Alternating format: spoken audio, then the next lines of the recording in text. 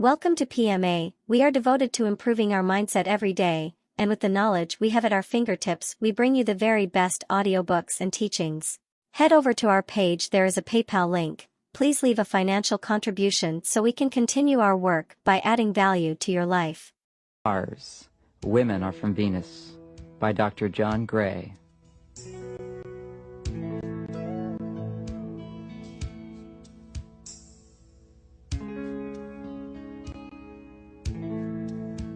Imagine that men are from Mars and women are from Venus. One day long ago, the Martians, looking through their telescopes, discovered the Venusians. Just glimpsing the Venusians awakened feelings they had never known. They fell in love and quickly invented space travel and flew to Venus. The Venusians welcomed the Martians with open arms.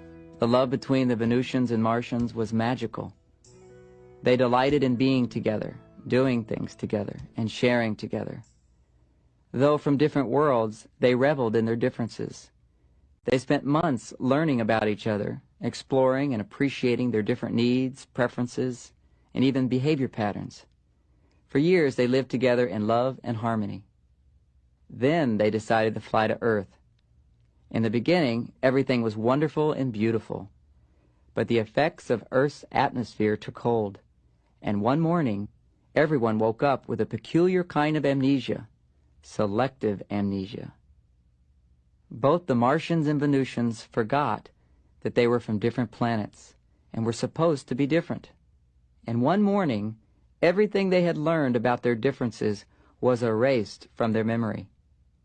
And since that day, men and women have been in conflict. Without the awareness that we're supposed to be different, men and women are at odds with each other. We mistakenly assume that if our partners love us, they will react and behave in certain ways, the way we react when we love someone. Men mistakenly expect women to think, communicate, and react the way men do. Women mistakenly expect men to feel and communicate and respond the way women do. We've forgotten that men and women are supposed to be different. As a result, our relationships are filled with unnecessary friction and conflict. Clearly recognizing and respecting these differences dramatically reduces confusion when dealing with the opposite sex. When you remember that men are from Mars and women are from Venus, everything can be explained. Falling in love is always magical. It feels eternal. We naively believe that somehow we are exempt from the problems our parents had, free from the odds that love will die, assured that it's meant to be, and we are destined to live forever, happily ever after. But as the magic recedes and daily life takes over, it emerges that men continue to expect women to think and react like men, and women expect men to feel and behave like women. We don't take the time to understand and respect each other. We become demanding, resentful, judgmental, and intolerant. We ask ourselves, how does it happen? Why does it happen? Why does it happen to us? To answer these questions, our greatest minds have developed brilliant and complex philosophical and psychological models. Yet still the old patterns return, and love dies. It happens to almost everyone. Very few people indeed are able to grow in love. Yet it does happen. When men and women are able to respect and accept their differences, then love has a chance to blossom. Through understanding the hidden differences of the opposite sex, we can more successfully give and receive the love that's in our hearts. By validating and accepting our differences, creative solutions can be discovered whereby we can succeed in getting what we want. And more important, we can learn how to best love and support the people we care about. Love is magical, and it can last if we remember our differences. The most frequently expressed complaint women have about men is that men don't listen. Either a man completely ignores her when she speaks, or he listens for a few beats, assesses what's bothering her, and then he proudly puts on his Mr. Fix-It hat and offers her a solution to make her feel better. No matter how many times she tells him that he's not listening, he doesn't get it, and he keeps doing the same thing. She wants empathy. He thinks she wants solutions. The most frequently expressed complaint men have about women is that women are always trying to change them. When a woman loves a man, she feels responsible to assist him in growing and tries to help him improve the way he does things. She forms the home improvement committee, and he becomes her primary focus. No matter how much he resists her help, she persists, waiting for an opportunity to help him or to tell him what to do. She thinks she's nurturing him, while he feels he's being controlled. Instead, he wants her acceptance. These two problems can finally be solved by first understanding why men offer solutions and why women seek to improve. Let's pretend to go back in time and observe life on Mars and Venus before the planets discovered one another and came to Earth. We can gain some insights into men and women. Martians value power, competency, efficiency, and achievement. Their sense of self is defined through their ability to achieve results. They experience fulfillment primarily through success and accomplishments. Achieving goals is very important to a Martian because it's the way for him to prove his competence and thus feel good about himself. And for him to feel good about himself, he must achieve these goals alone by himself. Autonomy is a symbol of efficiency, power, and competence. Understanding this Martian characteristic can help women to understand why men resist so much being corrected or being told what to do. To offer a man unsolicited advice is to presume that he doesn't know what to do or that he can't do it on his own. Men are very touchy about this because the issue of competence is so very important to them. Because he's handling his problems on his own, a Martian rarely talks about his problems unless he needs expert advice. Asking for help when you can do it yourself is perceived as a sign of weakness. However, if he truly does need help, then it's a sign of wisdom to get it. In this case, he'll find someone he respects and then talk about his problem. Talking about a problem on Mars is an invitation for advice. Another Martian feels honored by the opportunity. Automatically, he puts on his Mr. Fix-It hat, listens for a few beats, and then offers some jewels of advice. This Martian custom is one of the reasons men instinctively offer solutions when a woman talks about her feelings or about her problems. When a woman innocently shares upset feelings or explores out loud the problems of her day, a man mistakenly assumes she's looking for some expert advice. He proudly puts on his Mr. Fix-It hat and begins giving advice. This is his way of trying to help and of showing love. Once he's offered a solution, however, and she continues to be upset, it becomes increasingly difficult for him to listen because his solution's being rejected. He feels useless. He has no idea that by just listening with empathy and interest, he can be supportive. He does not know that on Venus, talking about problems is not an invitation to offer a solution. Venusians have different values. Their sense of self is defined through their feelings and the quality of their relationships and their communication.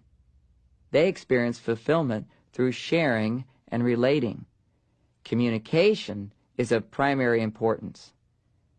To share their personal feelings is much more important than achieving goals or success.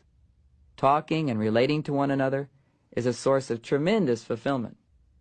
This fulfillment is hard for a man to comprehend. He can come close to understanding a woman's experience of sharing and relating by comparing it to the satisfaction he feels when he wins a race, achieves a goal, or solves a problem. Instead of being goal-oriented, women are relationship-oriented. They are more concerned with expressing their goodness, their love, their caring. Venusians are very intuitive. They pride themselves on being considerate of the needs and feelings of others. A sign of great love is to offer help and assistance to another Venusian without even being asked. Because proving one's competence is not as important to a Venusian, offering help is not offensive, and needing help is not a sign of weakness. A man, however, may feel offended when a woman offers advice because he doesn't feel she trusts his ability to do it himself. A woman has no conception of this male sensitivity because for her, it's another feather in her hat. If someone offers to help her, it makes her feel loved and cherished. But offering help to a man can make him feel incompetent, weak, or even unloved. When a woman tries to improve a man, he feels she's trying to fix him, she's trying to change him. He receives the message that he's broken. She doesn't realize her caring attempts to help may actually humiliate him. She mistakenly thinks she's just helping him to grow. Without this insight into the nature of men, it's very easy for a woman to unknowingly and unintentionally hurt and offend the man she loves most. For example, Tom and Mary were going to a party. Tom was driving. After about 20 minutes, and going around the same block a few times, it was clear to Mary that Tom was lost. She finally suggested that he call for help. Tom became very silent. They eventually arrived at the party, but the tension from that moment persisted the whole evening. Mary had no idea of why Tom was so upset. From her side, she was just saying, "I love and care about you, so I'm offering this help." From his side, he was offended. What he heard was, "I don't trust you to get us there. You are incompetent." Without knowing about life on Mars, Mary couldn't appreciate how important it was for Tom to accomplish his goal without help. Offering advice was the ultimate insult. After hearing about Martians and Venusians, Mary learned how to support Tom at such difficult times. The next time he was lost, instead of offering help, she restrained herself from offering any advice. She took a deep, relaxing breath and appreciated in her heart what Tom was trying to do for her. Tom greatly appreciated her warmth and trust. The evening was a great success. Generally speaking, when a woman offers unsolicited advice or tries to help a man, she has no idea of how critical and unloving she may sound to him. Even though her intent is loving, her suggestions do offend and sometimes hurt. His reactions may be strong, especially if he felt criticized as a child or he experienced his father being criticized by his mother. For many men, it's important to prove that they can get to their goal, even if it's a small thing like driving to a restaurant or to a party. Ironically, he may be more sensitive about the little things than the big. His feelings are like this: if I can't be trusted to do the small things, like getting us to a party, how can she trust me to do the bigger things? Like their Martian ancestors, men pride themselves on being experts, especially when it comes to fixing mechanical things, getting places, or solving problems. These are the times when he needs her loving acceptance the most, and not her advice or criticism. Likewise, if a man doesn't understand how a woman is different, he can make things worse when he's actually trying to help.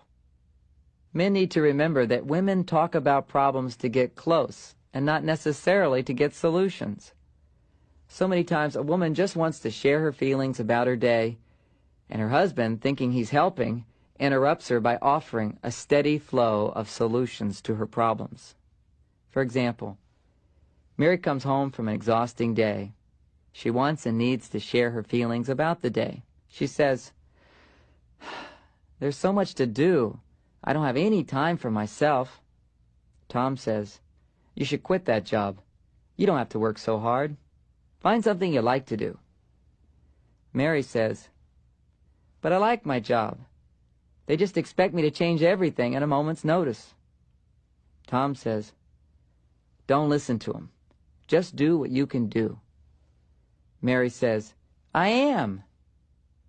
I can't believe I completely forgot to call my aunt today. Tom says, Don't worry about it. She'll understand.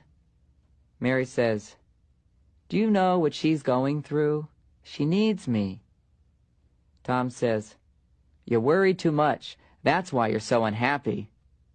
Mary angrily says, I'm not always unhappy. Can't you just listen to me? Tom says, I am listening. Mary says, Why do I even bother? After this conversation, Mary was more frustrated than when she arrived home, seeking intimacy and companionship.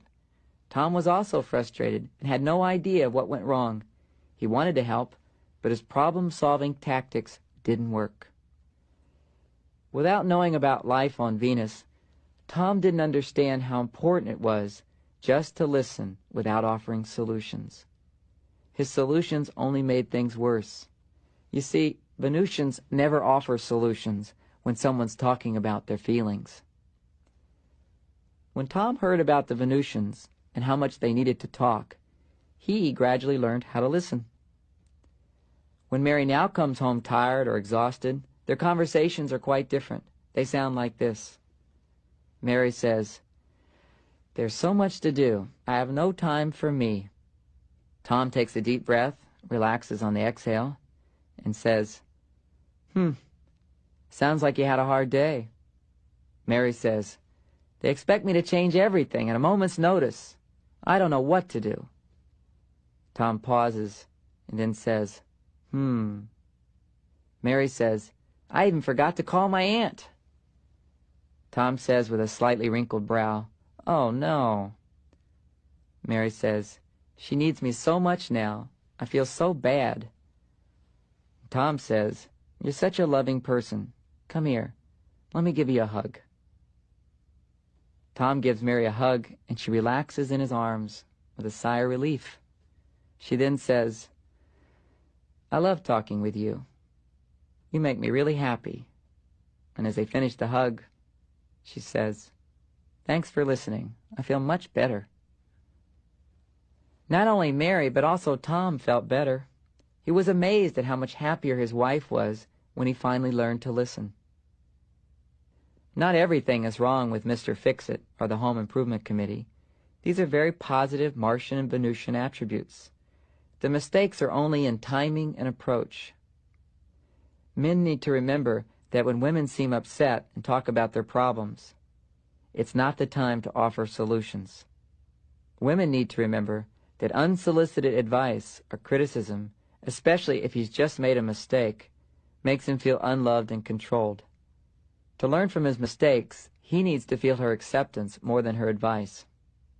When a man feels that a woman is not trying to improve him, he's much more likely to ask for her feedback and advice. If you're a woman, I suggest for the next week, practice restraining from giving any unsolicited advice or criticism. The men in your life will not only appreciate it, but also will be much more attentive to your needs and responsive. If you're a man, I suggest that for the next week, you practice listening whenever a woman speaks, with the sole intention of respectfully understanding what she's going through. Practice biting your tongue whenever you get the urge to offer a solution or change how she's feeling. You'll be surprised when you experience how much she appreciates you. One of the biggest differences between men and women is how they cope with stress. Men become increasingly focused and withdrawn, while women become increasingly overwhelmed and emotionally involved. At these times, a man's needs for feeling good are different from a woman's.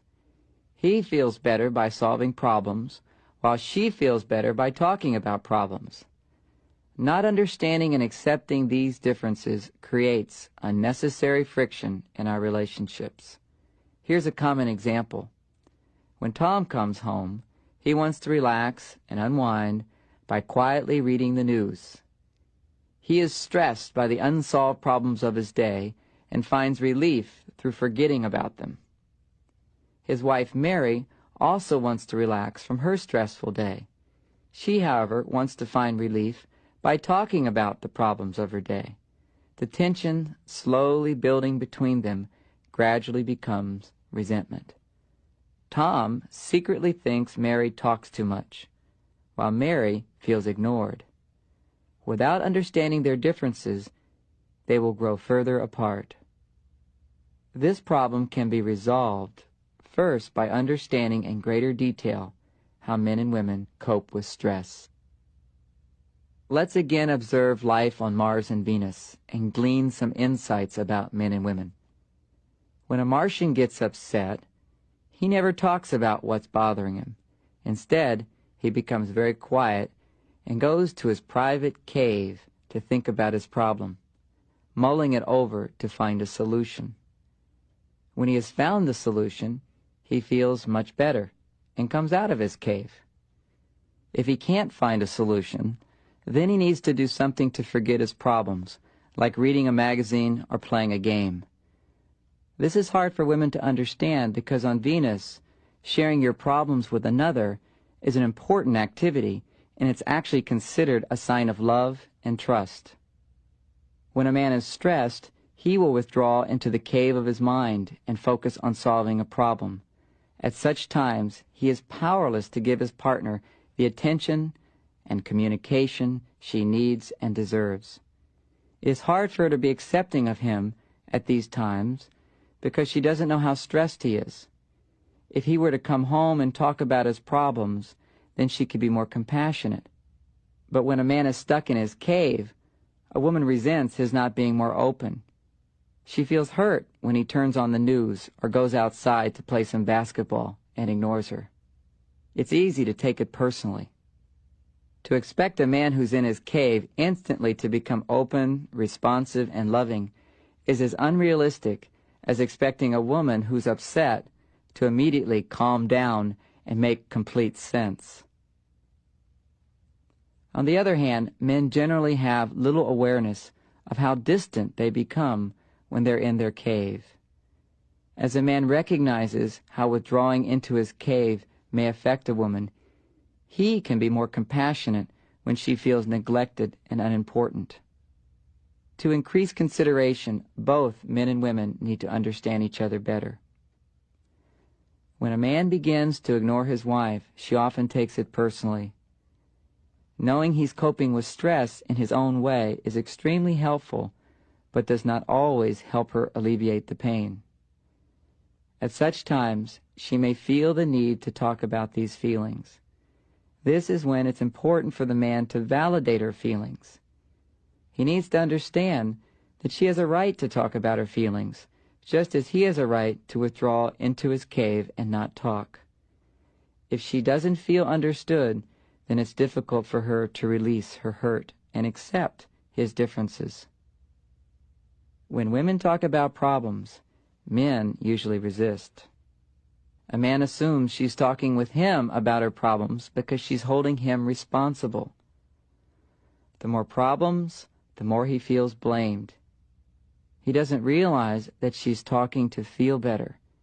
A man doesn't know that she will appreciate it greatly if he will just listen. Men become impatient when women talk about problems in great detail. He thinks that all the details are necessary for him to find a solution to her problem. He struggles to find their relevance and becomes impatient.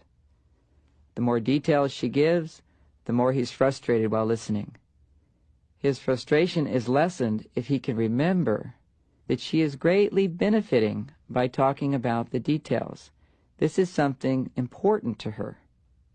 Something a woman can do to make it a little easier for a man is to let him know in advance the outcome of the story, and then go back and give the details. Avoid keeping him in suspense. If a woman can remind a man that she just wants to talk about her problems, and that he doesn't have to solve any of them, it can help him to relax and just listen. Centuries before the Martians and Venusians got together, they had been quite happy living in their separate worlds. Then one day everything changed. The Martians and Venusians suddenly became depressed. It was this depression that motivated them eventually to come together. Understanding the secrets of their transformation helps us today to recognize how men and women are motivated in different ways. With this new awareness, you will be better equipped to support your partner, as well as get the support you need at difficult and stressful times. Let's go back in time and pretend to witness what happened. When the Martians became depressed, everyone on the planet left the cities and went to their caves for a long time. They were stuck and couldn't come out, until one day when a Martian happened to glimpse the beautiful Venusians through his telescope. The sight of these beautiful beings inspired the Martians, and they felt their depression miraculously lift. Suddenly they felt needed. They came out of their caves and began building a fleet of spaceships to fly to Venus. When the Venusians became depressed, to feel better, they formed circles and began talking with one another about their problems.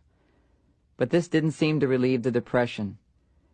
They stayed depressed for a long time, until, through their intuition, they experienced a vision. Strong and wondrous beings, the Martians, would be coming across the universe to love, serve, and support them. Suddenly, they felt cherished. Their depression lifted, and they happily began preparing for the arrival of the Martians. Men are motivated and empowered when they feel needed. Women are motivated and empowered when they feel cherished. These secrets of motivation are still applicable. When a man does not feel needed in a relationship, he gradually becomes passive and less energized. With each passing day, he has less to give to the relationship. On the other hand, when he feels trusted to do his best to fulfill her needs and appreciated for his efforts, he is empowered and has more to give. When a woman doesn't feel cherished in a relationship, she gradually becomes overly responsible and exhausted from giving too much. On the other hand, when she feels cared for and respected and special, she is fulfilled and has more to give. When a man is in love, he begins to care about another as much as himself. He experiences his partner's fulfillment as if it were his own. He can easily endure any hardship to make her happy because her happiness makes him happy. His struggles become easier. He is energized with a higher purpose. Most men are not only hungry to give love, but are starving for it. Their biggest problem is they don't know what they're missing. They rarely saw their fathers succeed in fulfilling their mothers through giving. When his relationships fail, he finds himself depressed and stuck in his cave. He stops caring and then doesn't know why he's so depressed. At such times he asks himself, what is it all for? Why should I even bother? He doesn't know that he has stopped caring because he doesn't feel needed. He doesn't realize that by finding someone who needs him, he can shake off his depression and be motivated again. Not to be needed is a slow death for a man. Most men have little awareness of how important it is to a woman to feel supported by someone who cares. Women are happy when they believe their needs will be met. When a woman is upset, she needs to feel she's not alone. She needs to feel loved and cherished. Empathy, understanding, validation, and compassion go a long way to assist her in becoming more receptive and appreciative of his support. Men don't realize this because their Martian instincts tell them it's best to be alone when they're upset. When she's upset, out of respect, he will leave her alone.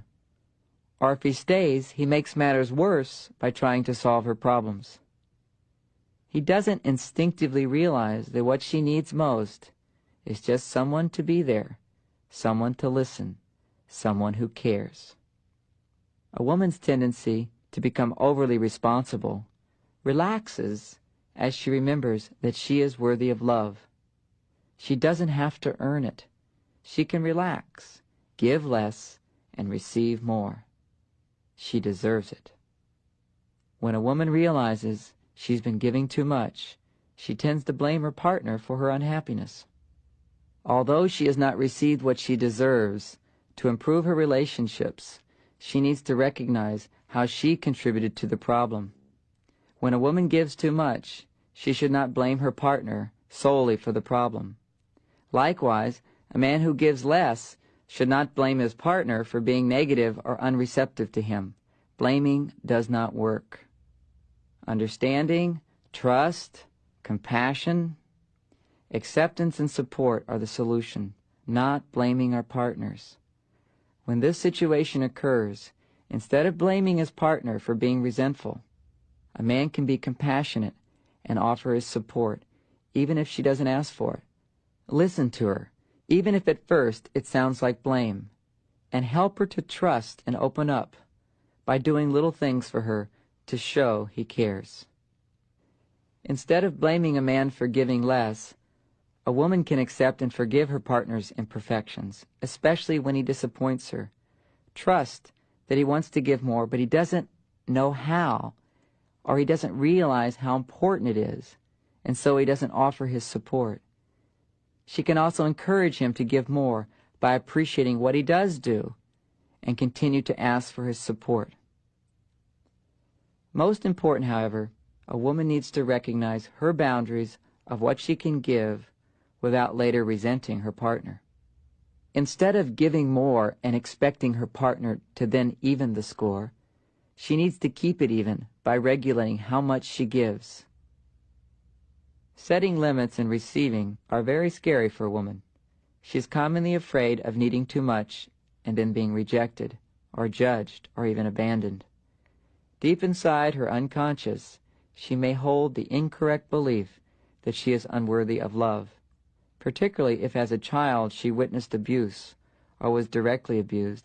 Then she's even more vulnerable to feeling unworthy of love. Hidden in the unconscious, this feeling generates the fear of needing others. Because she is afraid of not being supported, she unknowingly pushes away the support she needs. When a man receives the message that she doesn't trust him to fulfill her needs, then he feels immediately rejected and is turned off. Her hopelessness and mistrust transform her valid needs into desperate expressions of neediness and communicate to him the message that she doesn't trust him to support her. Ironically, men are primarily motivated by being needed, but are turned off by this kind of neediness. At such times, a woman mistakenly assumes that having needs turned him off, when in truth it is her hopelessness, desperation, and mistrust that has done so.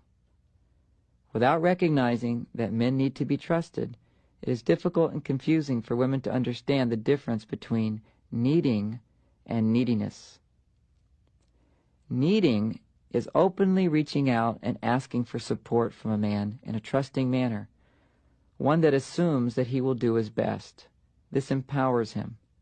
Neediness, however, is desperately needing support because you don't trust you'll get it. It pushes men away and makes them feel rejected and unappreciated. For women, not only is needing others confusing, but being disappointed or feeling abandoned is especially painful, even in the smallest ways. Needing others puts her in a vulnerable position. Being ignored or disappointed hurts more because it affirms the incorrect belief that she's unworthy. When a woman realizes that she truly deserves to be loved, she's opening the door for a man to give to her. But when it takes her 10 years of overgiving in a marriage to realize that she deserves more, ironically, she feels like closing the door and not giving him the chance. When this is the case, I have to assure women that they don't have to give more to have a better relationship. Their partner will actually give more if they give less. When a man has been ignoring her needs, it's as though they have both been asleep. When she wakes up and remembers her needs, he also wakes up and wants to give her more. A man's deepest fear is that he's not good enough, or that he's incompetent. He compensates for this fear by focusing on increasing his power and competence. Success, achievement, and efficiency are foremost in his life. Just as a woman is afraid around receiving, men tend to be afraid around giving. To extend himself in giving to her means to risk failure, correction, or even disapproval. These consequences are most painful because deep inside his unconscious, he may hold the incorrect belief that he's not good enough. This belief was formed and reinforced in childhood every time he thought he was expected to do better. Ironically, when a man really cares about his partner, his fear of failure increases, and sometimes he gives less. To avoid failure, he stops giving to the people he wants to give to the most. He appears most uncaring when he's most afraid. The first step for a man in learning how to give is to realize that it's okay to make mistakes, and it's okay to fail, and that he doesn't have to have all the answers. The phrase, "I don't know," isn't even in the Martian dictionary. Women commonly misinterpret a man's silence. Depending upon how she's feeling that day, she may begin to imagine the very worst. He hates me. He doesn't love me. He's leaving me forever. This may then trigger her deepest fear, which is, I'm afraid if he rejects me, then I will never be loved. I don't deserve to be loved. When a man is silent, it's easy for a woman to imagine the worst, because the only times a woman would be silent are when she had something to say that would be hurtful, or when she didn't want to talk to a person because she didn't trust him anymore and wanted nothing to do with him. No wonder a woman becomes insecure when a man suddenly becomes quiet. Women have a lot to learn about men before relationships can be really fulfilling. They need to learn that when a man is upset or stressed, he will automatically stop talking, go to his cave, and work things out. And no one is allowed in that cave. When a man goes to his cave, women should not become scared that they have done something terribly wrong. They need to gradually learn that if you just let a man go into his cave, after a while, he'll come out and everything will be fine. It is important for women not to try to get a man to talk before he's ready. Women get burned not only when they unknowingly invade a man's introspective time, but also when they misinterpret his expressions, which are generally warnings that he is either in his cave or on his way. When asked, "What's the matter?" a Martian will say something brief like, "It's nothing," or "I'm okay." Even when a man's out of the cave, he still needs to be trusted. They don't like unsolicited advice or empathy. They need to prove themselves. A man feels supported when a woman communicates in a way that says, "I trust you to handle things unless you directly ask for help." Learning to support men in this way can be very difficult in the beginning. Many women feel that the only way they can get what they need in a relationship is to criticize a man when he makes mistakes, or to offer unsolicited advice. If he behaves in a manner that she doesn't like, she can directly tell him that she doesn't like his behavior, without casting judgment that he is wrong or bad. Without an understanding of how she may be turning the men off in her life with unsolicited advice or criticism, a woman feels powerless to get what she needs or what she wants from a man. Nancy was frustrated in her relationship. She said, "I still don't know how to approach a man with criticism and advice. No matter how I tell him, he gets angry or defensive or just ignores me." The answer is, she should not offer criticism or advice unless he asks. Instead, she should try giving him loving acceptance. This is what he needs, not lectures. Men need to feel very secure before they open up and ask for support. As we've discussed, when a man goes into his cave or becomes quiet, he's saying, "I need some time to think about this. Please stop talking to me. I'll be back. And then we can talk." When he goes to his cave, a man doesn't realize that a woman may hear, "I don't love you. I can't stand to listen to you. I'm leaving and I'm never coming back."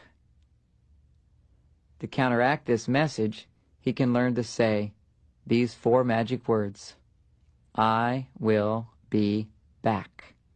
I'll be back." It's amazing how these simple words make such a profound difference. In addition, he could say, "I'll be back, and then we can talk again." Good communication requires participation on both sides. A man needs to work at remembering that complaining about problems does not mean he's being blamed. A woman can work at letting him know that though she's complaining sometimes, she also appreciates him, or that she's not blaming him. For example, while writing this chapter, my wife Bonnie came in and asked how I was doing. I said, "Good. How's your day?" She said, "Oh, there's so much to do. We hardly have any time together anymore." The old me would have become very defensive and reminded her of all the time we have spent together. Or I would have told her how important my deadline was. This would have just created tension. The new me, aware of our differences, understood that she was just looking for some reassurance and understanding, and she wasn't looking for any justifications or explanations. I said, "You're right, we've been really busy. It's been a long day. Come here, sit in my lap. Let me give you a hug." She then said, "You feel really good." This was the appreciation I needed in order to be more available to her. I then offered to drop off the babysitter so she could relax before dinner. She said, "Really? You'll take the babysitter home? That'd be great, thanks." Again, she gave me the appreciation I needed to feel like a successful partner, even when she was tired and exhausted. Women don't always think of giving appreciation because they assume a man knows how much she appreciates being heard. He doesn't know. He thinks he's doing nothing by listening. When she's talking about problems, he needs to be reassured that he is still loved and appreciated, and that he's doing something, even though from his point of view, he's doing nothing but listening. Men feel frustrated by problems unless they're doing something to solve them. By appreciating him for being a good listener, a woman can let him know that just by listening, he is also helping. A woman does not have to suppress her feelings or even change them to support her partner. She does, however, need to express them in a way that doesn't make him feel attacked, accused, or blamed. Making a few small changes can make a big difference. The 4 magic words to support a man are, "It's not your fault." It's not your fault. Reassuring a man that it's not his fault, or that he's not being blamed, works only as long as she truly is not blaming him. If she is attacking him, then she should share her feelings with somebody else. She should wait until she's more loving or centered to talk to him. A man often blames a woman for being blaming when she is innocently talking about problems. This is very destructive to the relationship because it blocks communication. A helpful approach is to remember that she always has a right to be upset, and that once she gets it out, she will feel much better. As a man learns to listen and interpret a woman's feelings correctly, communication becomes easier. Although listening is an important skill to practice, some days a man is too stressed or too sensitive to translate the intended meaning of her phrases. At such times, he should not even attempt to listen. Instead, he could kindly say, "This isn't a good time for me. Let's talk about it later. I need some time alone." As Bonnie and I have learned to communicate in a way that respects our differences and understands our needs, our marriage has become so much easier. I've witnessed this kind of transformation in thousands of individuals and couples. Relationships thrive when communication reflects a ready acceptance and a respect of people's innate differences. When misunderstandings arise, remember that we speak different languages. Take the time necessary to translate what your partner really means or wants to say. This definitely takes practice, but it's well worth it. Men are like rubber bands. When they pull away, they can stretch only so far before they come springing back. A rubber band is the perfect metaphor to understand the male intimacy cycle. This cycle involves getting close, pulling away, and then getting close again. Most women are surprised to realize that even when a man loves a woman, periodically he needs to pull away before he can get closer. Men instinctively feel this urge to pull away. It's not a decision or even a choice. It just happens. It's a natural cycle. Women misinterpret a man's pulling away because, generally speaking, a woman pulls away for different reasons. She pulls back when she doesn't trust him to understand her feelings, when she's been hurt, or she's afraid of being hurt again, or when he's done something wrong and disappointed her. Certainly a man may pull away for the same reasons, but he will also pull away even if she's done nothing wrong. He pulls away to fulfill his need for independence or autonomy. When he is fully separated, when he is pulled away, then suddenly he will feel his need for love and intimacy again. Automatically, he will be more motivated to give his love and receive back the love he needs. If understood, this male intimacy cycle enriches a relationship. Because it is misunderstood, it creates unnecessary problems. Let's explore an example. Maggie was distressed, anxious, and confused. She and her boyfriend Jeff had been dating for about 6 months. Everything had been so romantic. Then, without any apparent reason, he began to distance himself emotionally. Maggie couldn't understand why he had suddenly pulled away. She thought she'd done something wrong. After taking my seminar, Maggie realized that when Jeff pulled away, it was not her fault. In addition, she learned why he was pulling away and how to gracefully deal with it. Months later at another seminar, Jeff thanked me for what Maggie had learned. He told me they were now engaged to be married. Maggie had discovered a secret about men that few women know. Maggie realized that when she was trying to get close, while Jeff was trying to pull away, she was actually preventing him from stretching his full distance and then springing back. By running after him, she was preventing him from ever feeling that he needed her and wanted to be with her. She realized that she had done this in every relationship. Unknowingly, she had obstructed an important cycle. By trying to maintain intimacy, she actually had prevented it.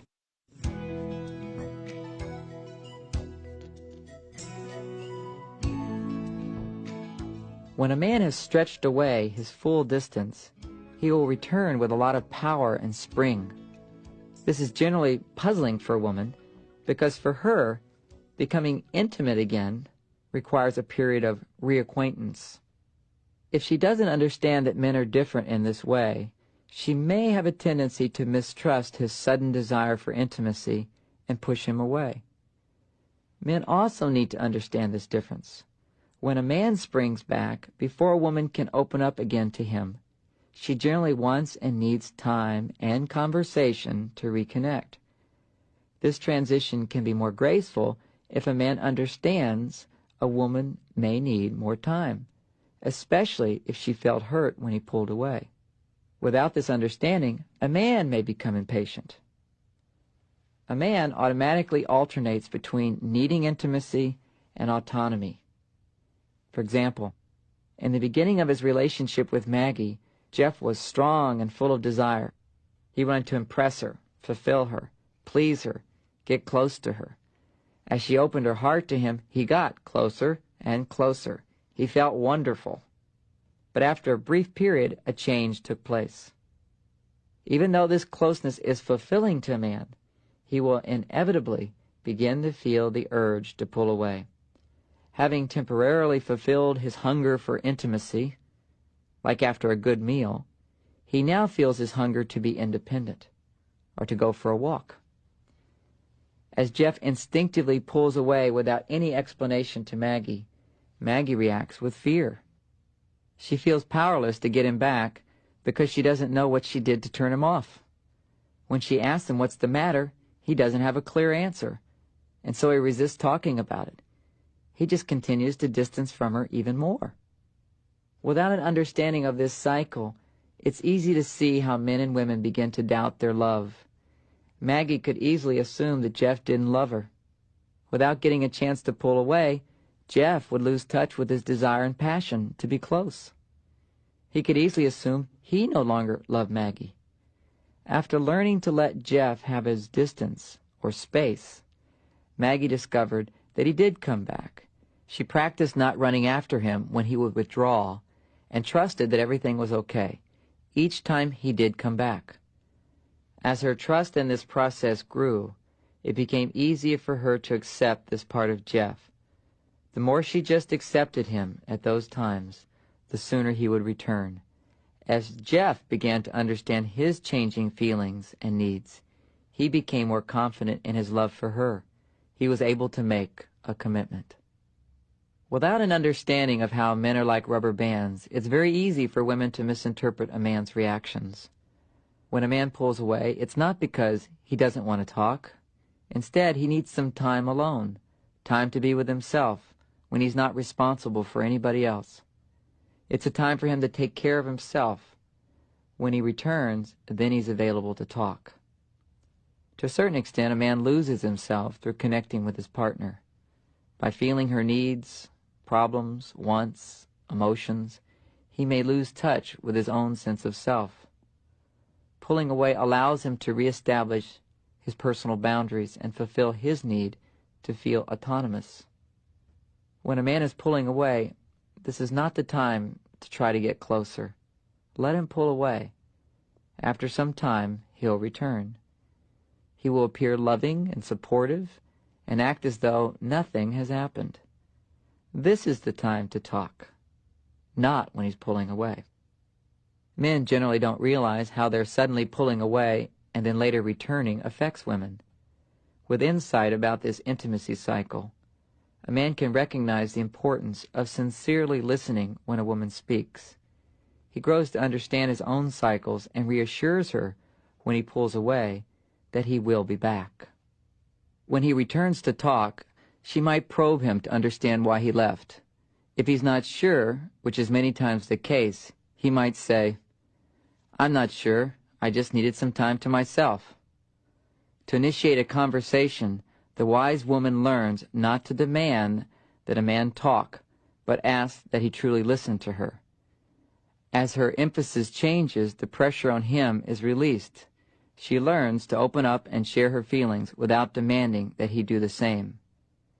She trusts that he will gradually open up more as he feels accepted and listens to her feelings. She does not punish him or chase after him. She understands that sometimes her intimate feelings trigger his need to pull away, while at other times, when he's on his way back, he is quite capable of hearing her intimate feelings. A woman is like a wave. When she feels loved, her self-esteem rises and falls in a wave motion. When she's feeling really good, she will reach a peak, and then suddenly her mood may change and her wave crashes down. This crash is temporary. After she reaches bottom, suddenly her mood will shift and she will again feel good about herself, and the wave rises back up. A woman's self-esteem rises and falls like a wave. When she hits bottom, it's a time for emotional house cleaning. A woman's ability to give and receive love in her relationships is generally a reflection of how she's feeling about herself. When she's not feeling as good about herself, she's unable to be as accepting and appreciative of her partner. At her down times, she tends to be overwhelmed or more emotionally reactive. When her wave hits bottom, she's more vulnerable and she needs more love. It's as though she sinks down into a well, and in this well there are lots of feelings, and when they first come up, they're not clear. It's crucial that her partner understands what she needs at these times. Otherwise, he may make unreasonable demands. A man commonly assumes that her sudden change of mood is based solely on his behavior. When she is happy, he takes credit, but when she is unhappy, he also feels responsible. He may feel extremely frustrated because he doesn't know how to make things better, or he simply feels blamed. Mary and Bill had been married for 6 years. Bill had observed this wave pattern in Mary, but because he didn't understand it, he tried to fix it, which made matters worse. Bill said, I can't understand my wife, Mary. For weeks, she's the most wonderful woman. She gives her love unconditionally to me and to everyone. Then suddenly she becomes overwhelmed by how much she's doing for everyone and starts being very disapproving of me. It's not my fault she's unhappy. I explain that to her, and we just get into the biggest fights. Like many men, Bill made the mistake of trying to prevent his partner from bottoming out. He tried to rescue her. He had not learned that she needed to hit bottom before she could come up. The last thing a woman needs when she's on her way down is someone telling her why she shouldn't be down. What she needs is someone to be with her as she goes down, to listen to her for a while she shares her feelings, and to empathize with what she's going through. Even if a man can't fully understand why a woman feels so overwhelmed, he can offer his love, he can give her attention, and certainly support her. After learning how women are like waves, Bill was still confused. The next time his wife seemed to be in her well or the wave had crashed, he practiced listening to her. He told me, "At first I listened and she seemed to open up and share more. But then she started getting even more upset. It seemed the more I listened, the more upset she got. I told her she shouldn't be getting more upset, and then we got into a big argument." Although Bill was listening to Mary, he was still trying to fix her. He expected her to feel better right away. What Bill didn't know is that when a woman goes into her well, if she feels supported, she doesn't necessarily feel better right away. She may even feel worse. But that is a sign that his support may be helping. His support may actually help her to hit bottom sooner, and then she can and she will feel better. To genuinely come up, she first needs to hit bottom. That is the cycle. When a woman comes out of the well, she becomes her usual loving self again. This positive shift is generally misunderstood by men. A man typically thinks that whatever was bothering her is now completely healed or resolved. This is not the case. It's an illusion.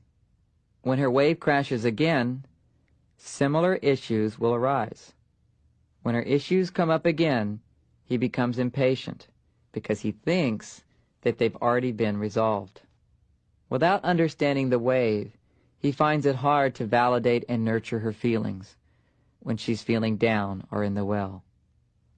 When a woman goes into her well, her deepest issues tend to surface. These issues may have to do with the relationship, but usually they are heavily charged from her past relationships and childhood. Whatever remains to be healed or resolved from her past inevitably will come up. As she feels more and more supported at these difficult times, she begins to trust the relationship and is able to journey in and out of her well without conflict in her relationship or struggle in her life. This is the blessing of a loving relationship. To support a woman when she's in her well is a special gift that she will greatly appreciate. Gradually, she will become free from the gripping influences of her past. She will still have her ups and downs, but they will not be so extreme that they overshadow her loving nature. Men and women generally are unaware that they have different emotional needs. As a result, they don't instinctively know how to support each other. Men typically give in relationships what men want, while women give to men what women want. Each mistakenly assumes that the other has the same needs and desires. As a result, they both end up dissatisfied or resentful. Both men and women feel that they give and give, but they don't get back. They feel that their love is unacknowledged and unappreciated. The truth is, they are both giving love, but not in the desired manner. Most of our complex emotional needs can be summarized as the need for love. Men and women each have 6 unique needs that are all equally important. Men primarily need trust, acceptance, appreciation, admiration, approval, and encouragement. Women primarily need caring, understanding, respect, devotion, validation, and reassurance. Certainly, every man and woman ultimately needs all these 12 kinds of love. What is meant by primary need is that fulfilling a primary need is required before one is able to receive and appreciate the other kinds of love. Without an awareness of what is important for the opposite sex, men and women don't realize how much they may be hurting their partners or depriving them of what they deserve. Women generally don't realize the ways they communicate that are unsupportive and hurtful to the male ego. Here's a list of 3 common communication mistakes women make in relation to a man's primary love needs. The first, she tries to improve his behavior or help him by offering unsolicited advice. He doesn't feel loved because she doesn't trust him. The second, she doesn't acknowledge what he does for her, but complains about what he hasn't done. He feels taken for granted and unloved because she doesn't appreciate what he does. The third, she corrects his behavior and tells him what to do as if he were a child. He feels unloved because he doesn't feel admired. Through understanding a woman's primary needs, a man can be more sensitive to and respectful of her needs. The following shows 3 mistakes men make in relation to a woman's primary emotional needs. The first, he minimizes the importance of her feelings and needs. He makes children or work more important. She feels unloved because he's not devoted to her and doesn't honor her as special. The second, he listens but then gets angry and blames her for upsetting him or for bringing him down. She feels unloved because he doesn't respect her feelings. The third, after listening, he says nothing or just walks away. She feels insecure because she didn't get the reassurance she needs. Many people give up when relationships become too difficult. Relationships become easier when we understand our partner's primary needs. Without giving more, but by giving what is required, we don't burn out. To fulfill your partner, you need to learn how to give the love he or she primarily needs. One of the most difficult challenges in our loving relationships is handling differences and disagreements. Just as communication is the most important element in a relationship, arguments can be the most destructive element, because the closer we are to someone, the easier it is to bruise or to be bruised. For all practical purposes, I strongly recommend that couples not argue. Negotiate, yes.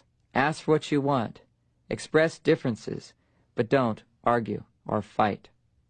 It is possible to be honest, open, and even express negative feelings without arguing or fighting.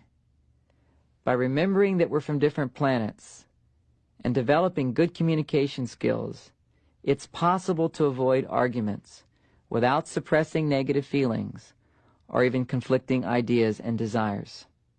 It takes 2 to argue, but it only takes 1 to stop an argument. The best way to stop an argument is to nip it in the bud. Stop talking and take a time out. Reflect on how you're approaching your partner. Try to understand how you're not giving them what they need. Then after some time has passed, come back, talk again, but in a more loving and respectful way. Time-outs allow us to cool off, heal our wounds, center ourselves before trying to communicate again. Men and women commonly argue about money, sex, decisions, scheduling, values, child rearing, household responsibilities. These discussions and negotiations, however, turn into painful arguments for only one reason: we're not feeling loved. Because women are not from Mars, they don't instinctively realize that conflicting ideas and feelings and desires are a difficult challenge for a man. The closer he is to a woman, the harder it is to deal with differences and disagreements. When she doesn't like something he's done, he feels she doesn't like him. Fulfilling a man's primary emotional needs will diminish his tendency to engage in hurtful arguments. Automatically, he'll be able to listen and speak with much greater respect, understanding, and caring. Most arguments escalate when a man begins to invalidate a woman's feelings and she responds to him disapprovingly. When a man has done something to upset a woman, his instinct is to explain to her why she shouldn't be upset. But when he explains himself, the only message she may hear is that he doesn't care about her feelings. For her to hear his good reasons, she first needs him to hear her good reasons for being upset. He needs to put his explanations on hold and listen to her, understanding her point of view. When he simply starts to care about her feelings, she will start to feel supported. Remember, women need to feel cared for. Men need to feel trusted. This change in approach takes practice but can be achieved. Generally, when a woman expresses feelings of frustration, disappointment, or worry, every cell in a man's body instinctively reacts with a list of explanations and justifications designed to explain away her upset feelings. A man never intends to make matters worse. His tendency to explain away feelings is just Martian instinct. The most common way women unknowingly start arguments is by not being direct when they share their feelings. For example, when a man is late, a woman may feel, "I don't like waiting for you when you're late," or "I was worried that something had happened to you." However, when he arrives, instead of directly sharing her feelings, she tends to ask rhetorical questions like, "How could you be so late?" or "Why didn't you call?" When a man hears a question like, "Why didn't you call?" he feels attacked and becomes defensive. She has no idea of how painful her disapproval in that moment is to him. Just as women need validation, men need approval. Most men are ashamed to admit how much they need approval. They may go to great lengths to prove they don't care. But why do they immediately become cold, distant, and defensive when they lose a woman's approval? Because not getting what they need hurts. One of the reasons relationships are so successful in the beginning is that a man receives approval and rides high. But as soon as he begins to disappoint, he's cast out into the doghouse. To treat a man as if he has no good reason for what he does is to withhold the approval she so freely gave at the beginning of the relationship. A woman needs to remember that she can still give approval even when she disagrees. Every relationship has difficult times. They may occur for a variety of reasons, like loss of a job, death, illness, or just not enough rest. At these times, the most important thing is to try to communicate with a loving, validating, and approving attitude. In addition, we need to accept and understand that we and our partners will not always be perfect. By learning successfully to communicate in response to the smaller upsets in a relationship, it becomes easier to deal with the bigger challenges when they suddenly appear. When we are upset or angry, it is difficult to communicate lovingly. At such times, even with the best intentions, talking turns into fighting. In the heat of the moment, we don't remember how to communicate in a way that works for our partner or for us. At times like these, women unknowingly tend to blame men and make them feel guilty for their actions. Instead of remembering that her partner is doing the best he can, a woman could assume the worst and sound critical and resentful.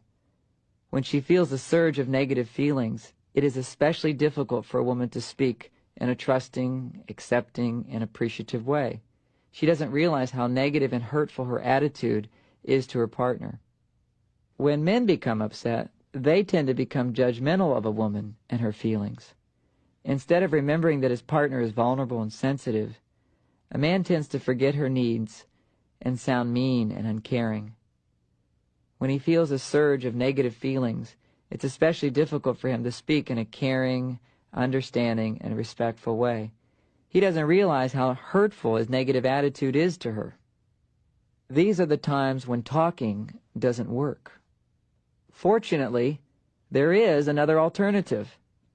Instead of verbally sharing your feelings with your partner, write her or him a letter. Writing letters allows you to listen to your own feelings without worrying about hurting your partner. By freely expressing and listening to your own feelings, you automatically become more centered and loving. Writing out your negative feelings is an excellent way to become aware of how unloving you may sound, because many times we don't realize how unloving we sound. With this greater awareness, you can adjust your approach. It's easier. In addition, by writing out your negative emotions, their intensity can be released, or at least minimized, making room for positive feelings to be felt again. Having become more centered, you can then go to your partner and speak to him or to her in a more loving way, a way that's less judgmental or blaming. As a result, your chances of being heard and understood, of being accepted, are much greater. Instead of writing down your feelings, you may also choose to do the same process in your mind. Imagine in your mind you are saying what you feel, think, and want without editing yourself. By carrying on an inner dialogue, expressing the complete truth about your feelings, you will suddenly become free from their negative grip. One of the best ways to release negativity and then communicate in a more loving fashion is to use the love letter technique. There are 3 aspects or parts to the love letter technique. The first, write a letter expressing your feelings of anger, sadness, fear, regret, and love. The second, write a response letter expressing what you want to hear from your partner. The third, share your letter and response letter with your partner. The love letter technique is quite flexible. You may choose to do all 3 steps, or you may only do 1 or 2 of them. Let's explore a few examples of how to write a love letter. Address the letter to your partner. Pretend that he or she is listening to you with love and understanding. Start with any angry feelings, then sad feelings, then any fearful feelings, then feelings of regret, and then love. Include all 5 sections in each letter. Write a few sentences about each feeling. Keep each section approximately the same length. Speak in simple terms. After each section, pause and notice the next feeling coming up. Write about that feeling. Do not stop your letter until you get to the love. Be patient and wait for the love to come out. Sign your name at the end. Take a few moments to think about what you need or want, and then write it in a PS. Use this guide in writing your love letters.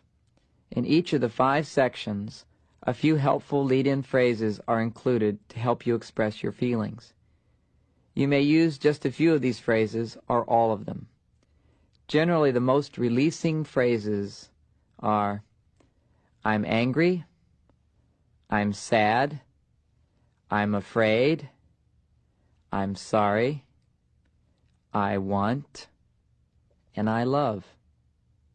However, any phrases that assist you in expressing your feelings will work. It usually takes about 20 minutes to complete a love letter. Here's a sample love letter that will help you understand the technique. Jim was leaving the next morning for a business trip. That evening, his wife, Virginia, attempted to create some intimacy. She brought a mango into their bedroom and offered him some. Jim was preoccupied reading a book in bed and briefly commented that he wasn't hungry. Virginia felt rejected and left. Instead of coming back and complaining about his rudeness and insensitivity, she wrote a love letter. After writing this letter, Virginia, feeling more accepting and forgiving, went back into the bedroom and said, "This is our last night before you leave. Let's spend some special time together." Jim put down his book, and they had a delightful, intimate evening. Writing a love letter gave Virginia the strength and love to persist more directly in getting her partner's attention. She did not even need to share her love letter with her partner. This is her letter. Dear Jim, Level 1, Anger. I'm frustrated that you want to read a book, and this is our last evening together before you leave. I'm angry that you ignore me. I'm angry that you don't want to spend this time with me. I want to feel you love me. Level 2, sadness. I'm sad you don't want to be with me. I feel like you wouldn't even notice if I wasn't here. I don't feel special. Level 3, fear. I'm afraid you don't even care. I'm afraid you don't like me. Level 4, regret. I feel so embarrassed wanting to spend time with you when you don't even care. I feel embarrassed getting so upset. I'm sorry if this sounds demanding. I'm sorry I stopped trusting your love. And level 5, love. I do love you. That's why I brought the mango. I wanted to spend some special time together. I forgive you for being so indifferent to me. I understand that you were in the middle of reading something. Let's have a loving and intimate evening. I love you. Virginia. P.S. The response I would like to hear: I love you, Virginia, and I always want to spend a loving evening with you. I'm going to miss you. Writing a response letter is the second step in the love letter technique. Once you've expressed both your negative and positive feelings, taking an additional 3 to 5 minutes to write a response letter can be a healing process. In this response letter, you will write the kind of response you would like to have from your partner. Imagine your partner is able to respond to your hurt feelings, the ones you expressed in your love letter. Write a short letter to yourself, pretending it is your partner writing it to you. Include all the things you would like to hear from your partner about the hurts you have expressed. The following lead-in phrases can get you started. Remember, this is a letter you're writing, but pretending they're saying it to you. Use these kinds of phrases. Thank you for. I understand. I'm sorry. You deserve. I want. I love. Sometimes writing a response letter is even more powerful than writing the love letter. Writing out what we actually need increases our openness to receiving the support we deserve. In addition, when we imagine our partners responding lovingly, we actually make it easier for them to do so. Some people are very good at writing out their negative feelings, but have a hard time finding the feelings of love. It's especially important for these people to write a response letter and explore what they would want to hear in return. Be sure to feel your own resistance about letting your partner support you. This gives you an added awareness about how difficult it must be for your partner to deal lovingly with you at such times. Sometimes women object to writing response letters. They expect their partners to know what to say. They have a hidden feeling that says, I don't want to tell him what I need. If he really loves me, he'll know. In this case, a woman needs to remember that men are from Mars, and they really don't know what women need. They need to be told, and gradually over time they'll learn.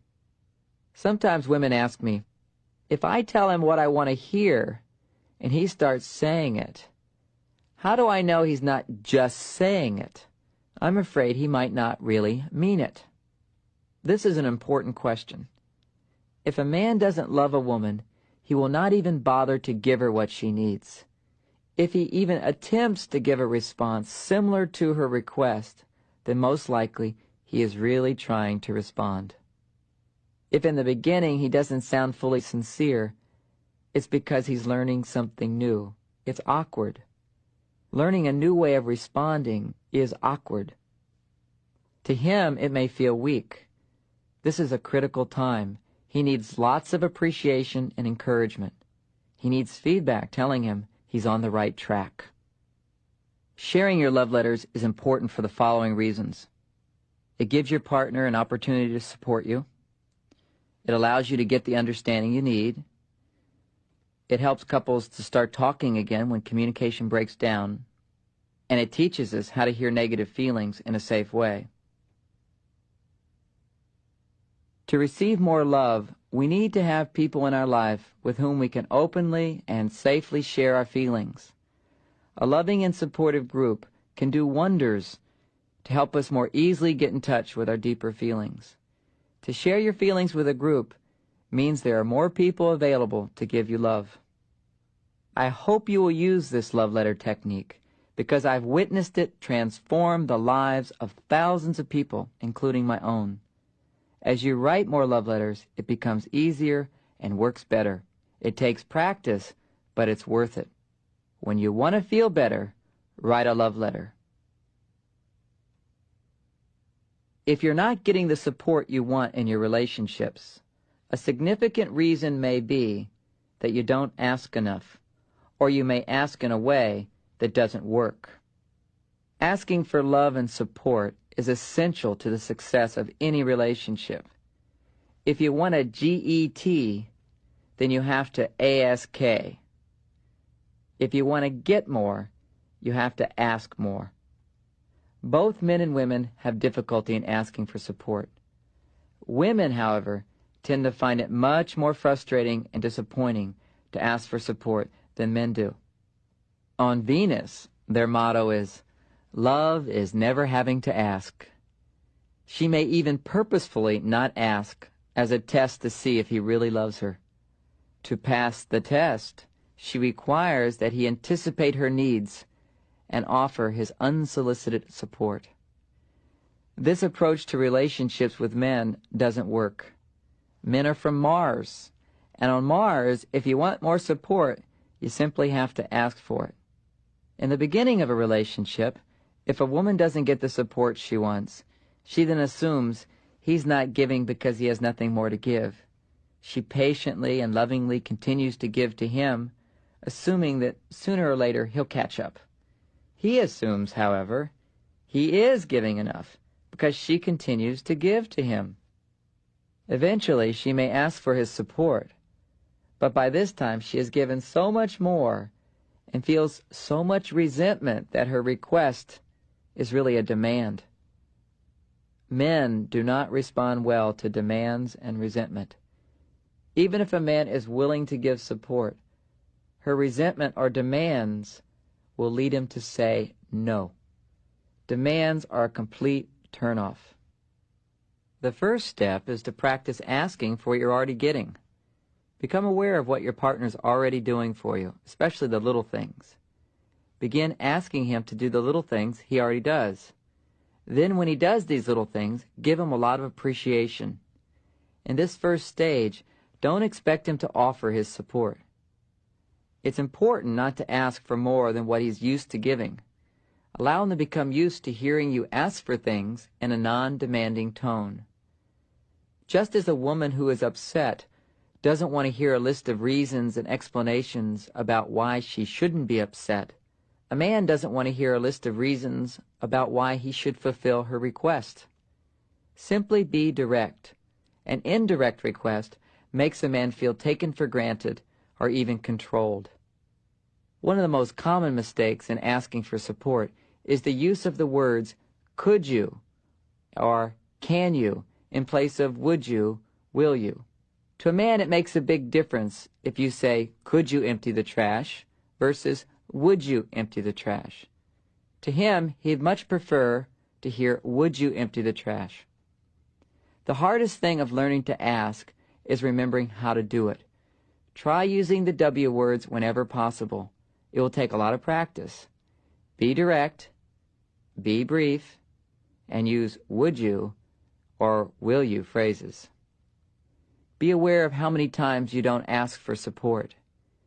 Become aware of how you ask and when you do. Remember to be brief and direct. Then give him lots of appreciation and thanks. Don't let anything be taken for granted. When he's used to hearing you ask for his support without wanting more, he feels loved in your presence. He feels he doesn't have to change to get your love. At this point, you can now risk asking for more. Let him realize that he can say no and still receive your love. When he feels that he can say no when you ask for more, he will feel free to say yes or no. keep in mind that men are much more willing to say yes if they have the freedom to say no.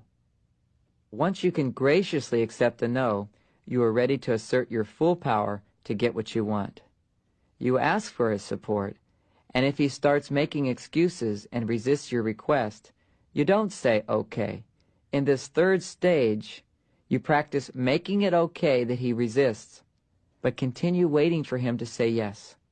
The art of assertive asking is to remain silent after you've made a request. After you've asked, expect him to moan or groan or scowl or growl or mumble or grumble. I call all of these the grumbles. When a man grumbles, it's a good sign. It means he's trying to consider your request versus his needs. You may be asking yourself why men are so sensitive about being asked for support. It's not because men are lazy, but because men have a greater need to feel accepted. Any request to be more or to give more makes him feel that he's not accepted just the way he is. By learning to ask correctly for support, in the Martian way, you not only help him to feel more loved, but you also ensure that you'll get the love you need and deserve. One of the paradoxes of loving relationships is that when things are going well and we're feeling loved, we may suddenly find ourselves emotionally distancing from our partners or reacting to them in unloving ways. It's surprising. One day, you're loving, patient, accepting, and then the next day you become demanding or dissatisfied.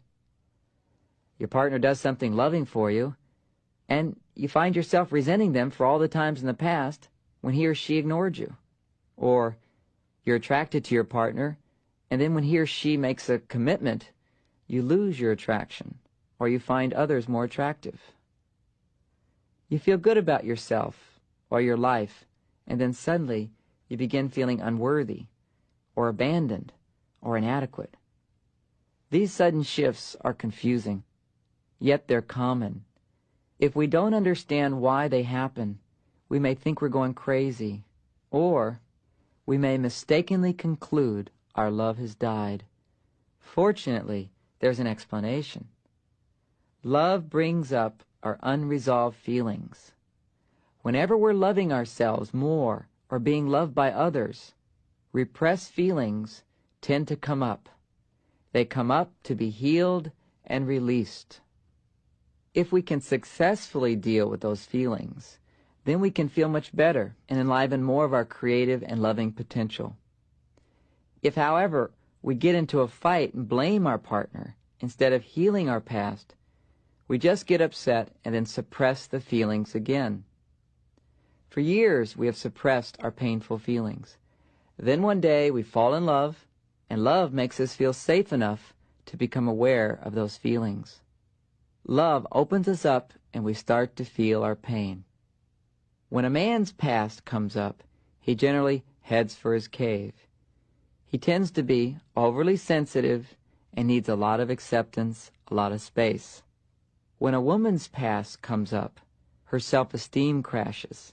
She descends into her well of feelings, and she needs a lot of tender, loving care. This insight helps you to control your feelings when they come up. Understanding how the feelings of the past come up gives us a greater understanding of why our partners react the way they do. It's part of the healing process. As you grow more intimate in your relationships, love increases. As a result, deeper, more painful feelings may come up that need to be healed. Deep feelings like shame and fear. To heal them, we need to share them. But we're too afraid to reveal what we're feeling. At such times, we may feel depressed, anxious, bored, resentful, or simply exhausted for no apparent reason. These are all symptoms of our stuff coming up and being blocked. When deep feelings come up, we project our feelings onto our partner. It is a paradox. Because you feel safe with your partner, your deepest fears have a chance to surface. When they surface, you become afraid and unable to share what you feel. When this happens, the feelings that are coming up get stuck. This is why people with even very loving relationships may inevitably need the help of a therapist. Understanding how our past continues to affect our relationships frees us to accept the ebb and flow of love. To be successful in our relationships, we must accept that sometimes our hearts are full and at other times empty. We must not expect our partners to always be loving or even to remember how to be loving. We must also give ourselves the gift of understanding and not expect to remember everything we've learned about being loving. The process of learning requires not only hearing and applying, but also forgetting and then remembering again. Throughout this tape, you've learned things your parents could not teach you. They did not know. But now that you do know, please be realistic. Give yourself permission to keep making mistakes. Give your partner permission to keep making mistakes. Integrating this new wisdom of having loving relationships is a new challenge. You are a pioneer. Expect to be lost sometimes. Expect your partner to be lost. Use this guide as a map to lead you through uncharted lands again and again. Next time you're frustrated with the opposite sex, remember, men are from Mars and women are from Venus. Even if you don't remember anything else from this tape, remembering that we're supposed to be different will help you to be more loving. By gradually releasing your judgments and blame and persistently asking for what you want, you can create the loving relationships you want, need, and deserve. You have a lot to look forward to. May you continue to grow in love and light. Thank you for listening. Until next time.